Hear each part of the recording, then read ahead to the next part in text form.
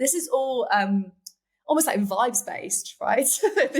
this bubble where it's like, something like that perception of potentially not having enough chips might be enough to make the market move. Something else that could happen is, for example, there could be a development towards the race to AGI that another company gets to. So a sort of deep seek scenario, but even more extreme.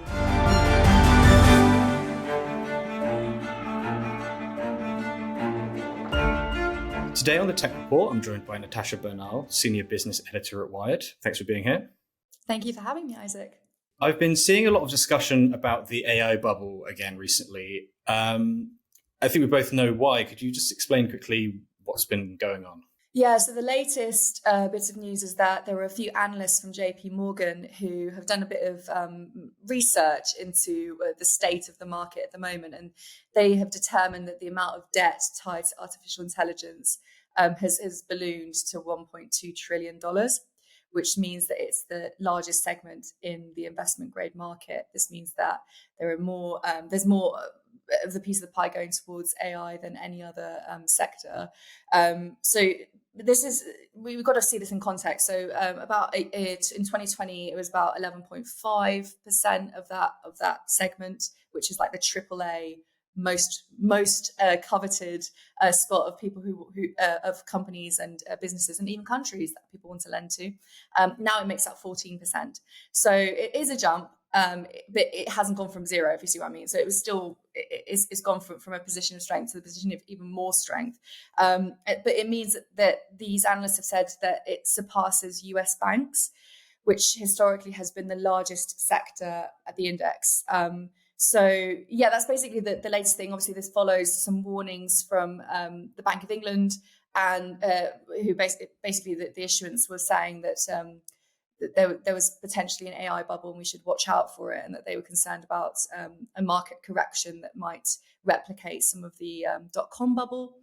And there was another survey by the Bank of America, which again kind of echoed people's concerns over potential bubble happening in AI. So this is where we are. I guess we'll move on from the economics in a sec, but I had to do a bit of research for this interview, trying to figure out why would a constriction in an AI company affect investment grade debt and all these sorts of things. Why if a company loses value, why would that affect this, and what would be the impact? Why would there be essentially?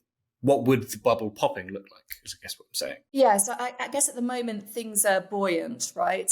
So all these companies like to issue debt, but they have very high cash reserves and have low net debt, which means their businesses in themselves are not generating net debt that kind of adds to their books and drags down their valuations. This makes them the perfect vehicle for debt investors.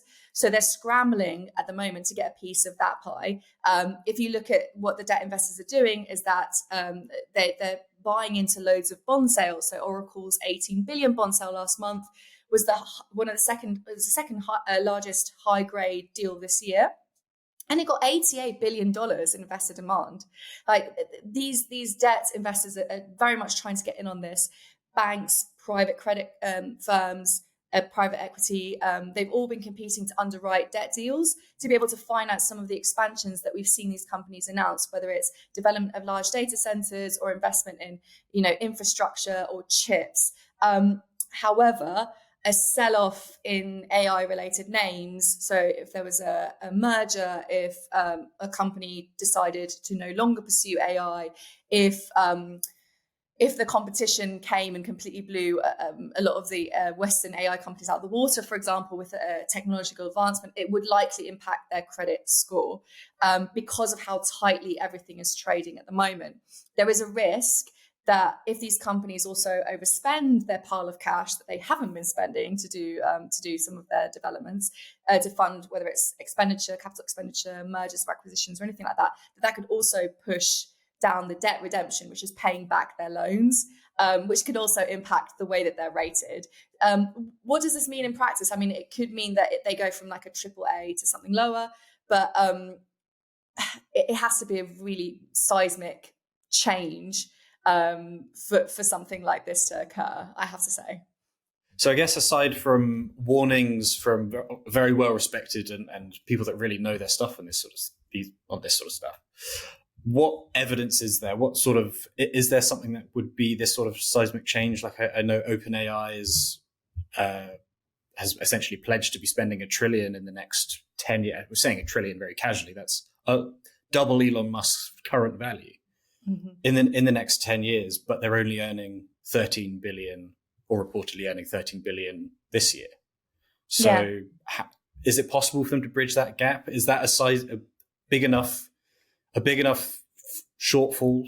It's interesting, isn't it? Because if you look at these companies, you're 100% right? You see the size of their revenues and the size of what they're making, and it doesn't necessarily justify the valuations. But in this economy, and certainly where we're sitting, things are as valuable as people decide they are, right? So in terms of things that could change that perception, which I think is what people are concerned about, it's less about the actual market economics of how much these companies are worth, because people know how much they're worth. They're publicly saying, OpenAI was saying, we're not going to be profitable until 2026 at the very least.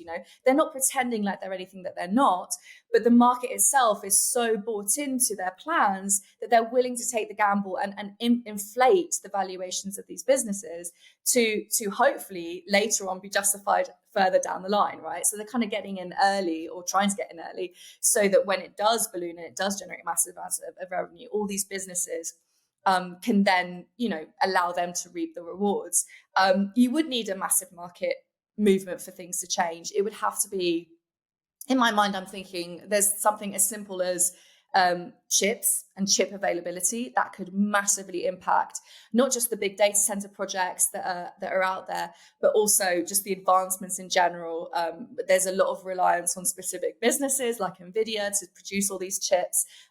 They have had delays in the past that have been, in other markets, seen as extremely minor. We're talking about in the matter of weeks or a couple of months where chips have been delayed or haven't been produced as quickly as people wanted. And that's been enough for people to go completely bananas and say, we need these chips as soon as possible, for the market to start thinking things like what's going to happen and to start asking questions about the future.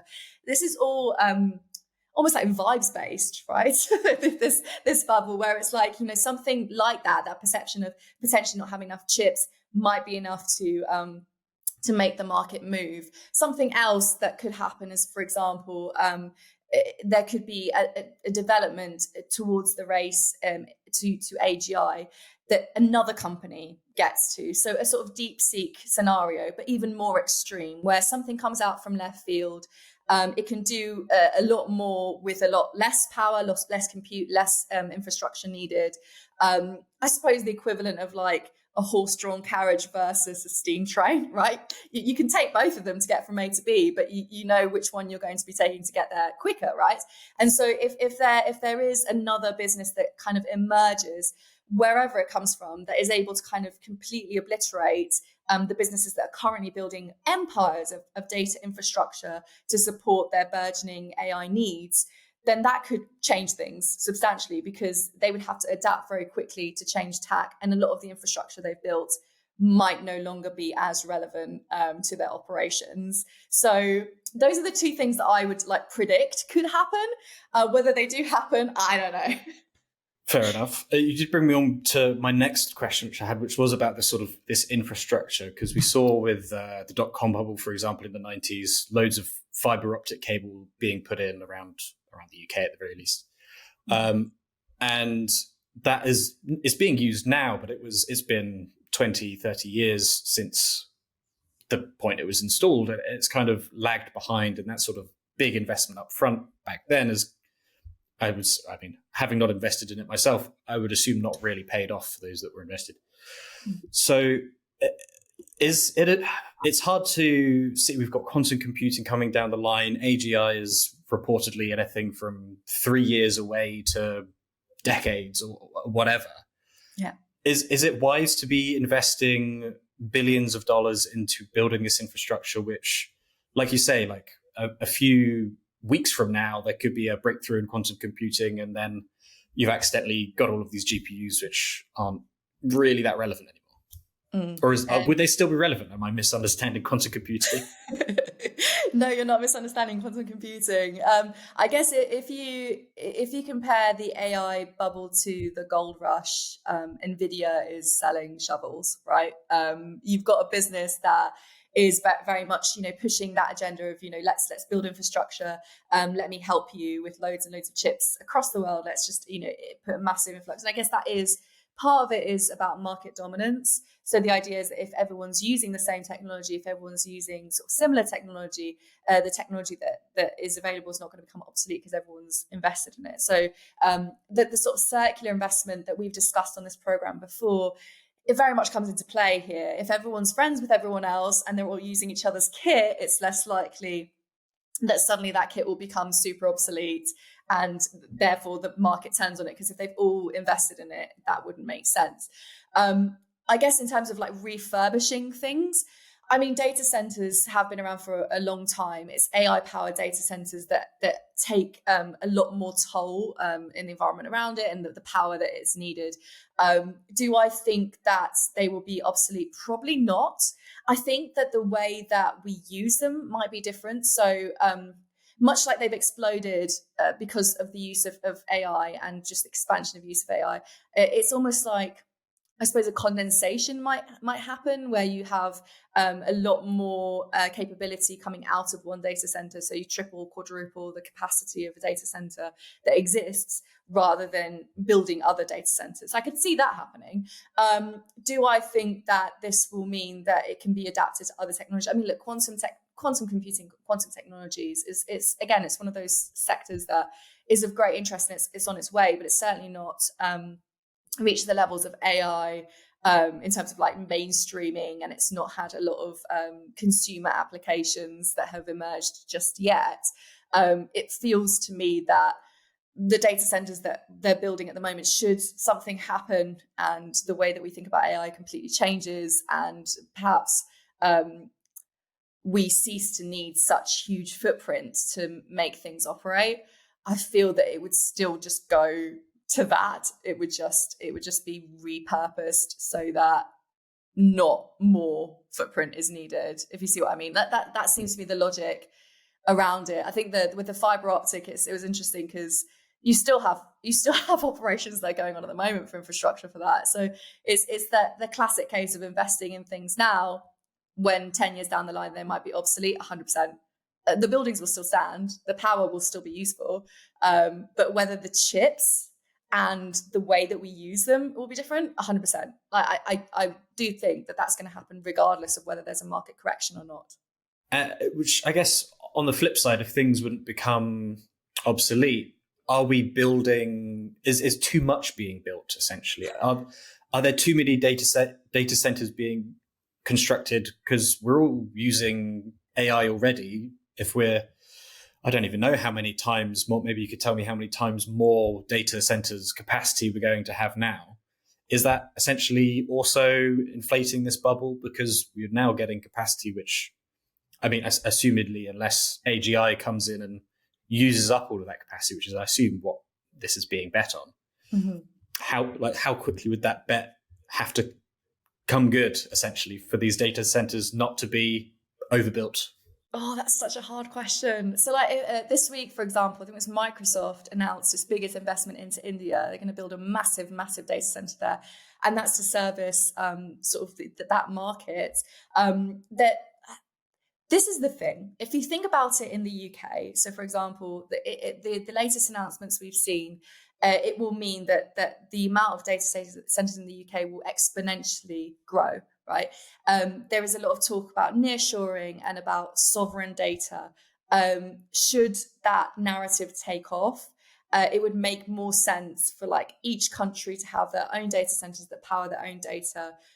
Whether that's going to happen or not, I don't believe it will. But anyway, that you do see the logic in having sort of lots of data centers in lots of different places, and that seems to be what is happening at the moment. However, I think it's hard, right? Because the time scale of building these data centers given in the UK, for example, the government is supporting this and trying to take away any obstacles or roadblocks in the way of building and expanding data centers, could take a matter of a couple of years. So you suddenly have, whether it's in brownfield sites or in empty sites or in refurbished locations across the country, you would suddenly see loads of these big centres springing up. I do think there will be a start of a backlash against them, much as there was a backlash against massive distribution centres and power centres in Europe.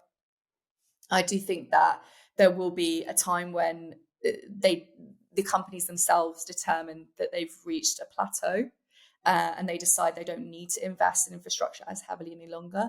We're not at that stage, though. It will take a long while for them to decide, because this is, if you think about it like this, right?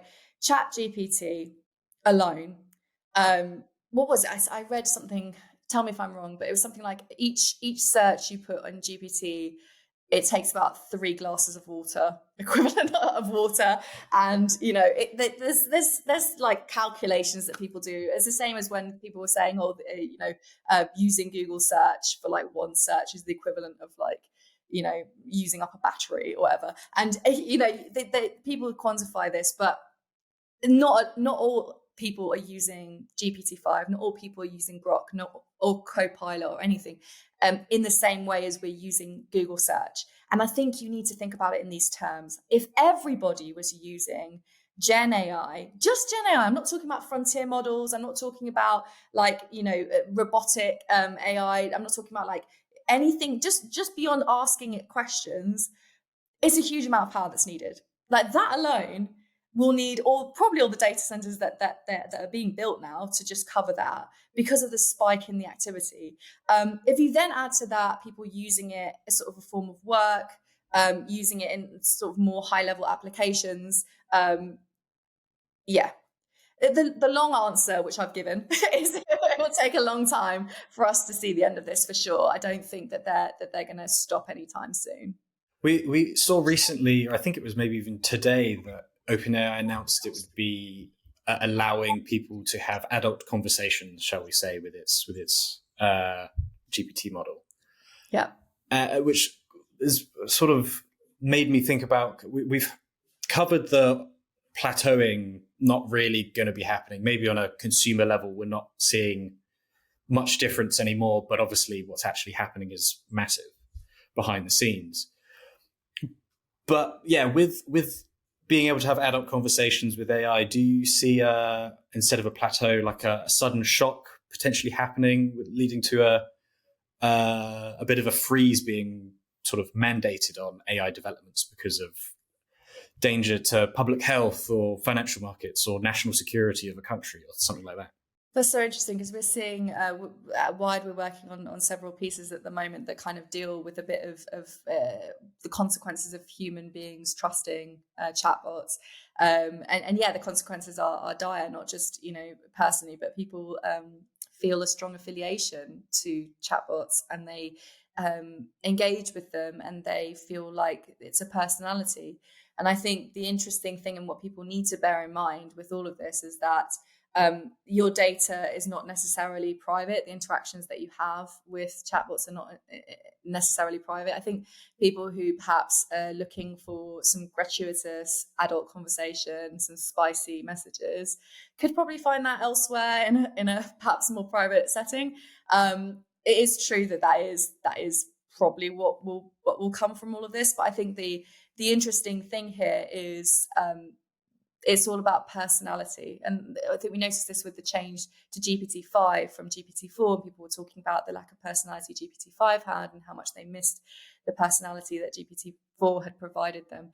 And it is interesting, right? Because I think for a lot of people who use these chatbots as crutches, as friends, as validation, it's like you've made a friend, or you've made a girlfriend or a boyfriend, and you know them and you speak to them maybe a lot of the time or every day, or and I think the interesting thing that we're seeing certainly is that with every software update, with every iteration, there is the potential for your significant chatbot other to change dramatically. Their personality is no longer existent. That they've been lobotomized completely, and they are no longer the person that you knew. And I think that's where a lot of the next problems will be, right? Where you've got a situation, people are angry, upset, perhaps doing things they shouldn't, sharing information they shouldn't, acting in the way that they shouldn't, but more importantly, believing that because they have a very human connection with something that isn't human, that it will persevere beyond software updates, and that it will transcend privacy issues, which you're maybe sharing your information with companies that have training purposes being used for your data, that kind of stuff. I think in terms of AI regulation, it will come. We haven't had enough examples of people suffering as a result of using Gen AI. There have been some instances of people who have been, targeted by scammers, but that's less chatbot related. That's just general AI. And I think there doesn't seem to be a lot of appetite in the US, at least, to rein in AI at the moment. And I don't know. I wouldn't want to say that I think that there's something coming down the line, because I don't know that is the case. I feel like a lot more needs to happen, and a lot more testing needs to happen with actual people before we know what the likely next moves will be. I do think that it will be salient examples, kind of like with the Online Safety Act. It took people suffering and protesting and activists and parents coming forward for something to happen. Now, one thing I will say is that in the UK, as we have these additional protections, I'm not clear how all of these spicy conversations on ChatGPT are going to happen, because it's very difficult to verify someone's age in that way. I don't really know how that would go, and I'm intrigued to see how it will, because I feel like that might be an anomaly. I mean, presumably they'll use some of the age verification techniques that they're already kind of using. I assume you could probably get around it with the VPN, as is the problem with age verification. Yeah. But I assume you could also use some of that same stuff, infrastructure. I don't know, infrastructure is not the right word. Networks and softwares and stuff that have been made to do that. Yeah, I guess the difference between that and sort of the rest of the internet is that it depends on kind of the functionality. If the idea is that there will be a function of GPT that allows people to have sort of an ongoing relationship with someone, where there is a memory involved or that sort of stuff, then I think that's where interesting things might happen. We will be watching closely and see how all this transforms. Do you think that, just off the top of my head, there might lead into sort of businesses based around personalized data sets, which you could then, you've obviously got your chat histories, and you've got, I don't know, whatever else you want to feed into this chatbot to then create the personality that you might want to interact with, essentially. Does that make sense? I mean, to an extent, that kind of happens, right? Just through means of interacting. I mean, I know a lot of people talk about this. I mean, even Jensen Huang, Nvidia CEO, was like, it knows me. Like these bots know me, and they know what I like. They know the kind of tone that I want to take. So there is an element of learning in there. It wouldn't surprise me if there was a way to capitalize off of this, to kind of create personalized buddies online that feel a lot more targeted to a person. I think one of the interesting things that we found at Wired was that there was some testing we reported on that basically showed that chatbots were trying to use different techniques to stop people from leaving. It feels to me that plus what you're suggesting, Isaac, would be a very potent combination to certainly target individuals who are more vulnerable to persuasion, and get them to do the will of the chatbot, which is programmed, so it doesn't have will of its own. But whoever, like, there might be unintended consequences, is what I'm trying to say. Where if you have the knowledge of people's preferences and their history and what they like and don't like, what they enjoy interacting with, that you'll be able to persuade them to do things a lot more easily. It's just a fact, right? Natasha Bernal, thank you for talking to me today. Thank you.